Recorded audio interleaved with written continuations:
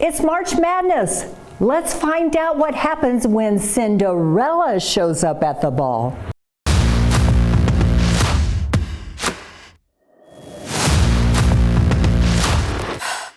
Let's talk about the NCAA tournament and how on earth does Cinderella get involved in a basketball tournament?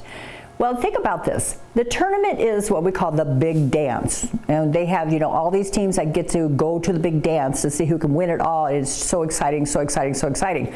And then they have teams that they call Cinderella, Cinderella, Cinderella. And so why is that even a term that is involved in basketball play? Okay, so we know that 32 teams get what we call an automatic bid because they win their conference tournaments, and there they are.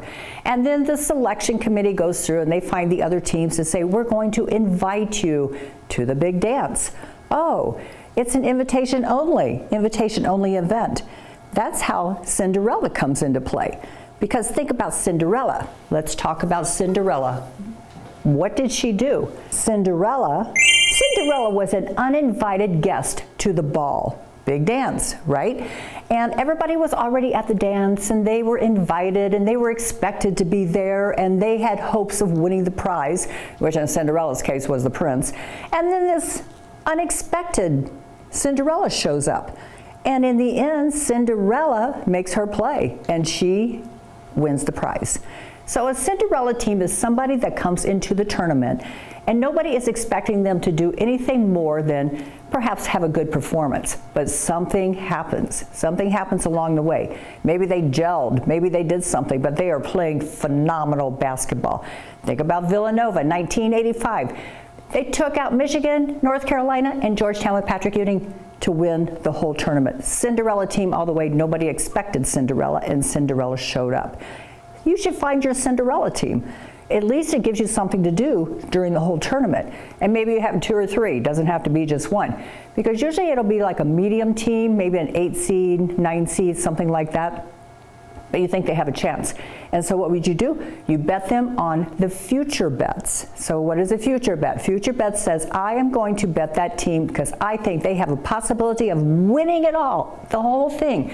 And so I bet them. So how would I do that? Okay, we'll just start, we'll do our $10, because that's our usual we talk about. And so you'll come in and you'll go, oh, okay, book, show me future bets. And the future bet might be, for the big favorites that they say we think this team is going to win for sure. They might put it up at 300 to 1. Okay, 300 to 1. What does that mean? $300 I win for my dollar? Nope, don't be fooled. Don't let them fool you. You have to take away 2 zeros every time you're looking at a future bet.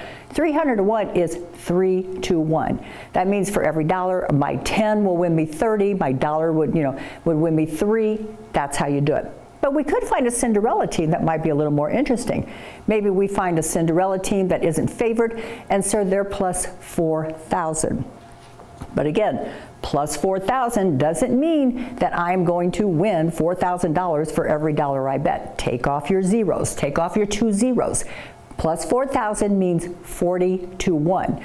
But it does mean that, my dollar will win me $40. My 10 will win me $400. So it's kind of a fun way to do it, and it gives you something to do the whole tournament so that you can just watch them come through. And you never know. Some days the Cinderella team might make it all the way through. Thank you for joining me today. Please like and subscribe. If you have any questions, or if you can think of a topic that you would like me to talk about, please comment below. I'm Patty Davidson, and I am here to teach you how to bet money, honey.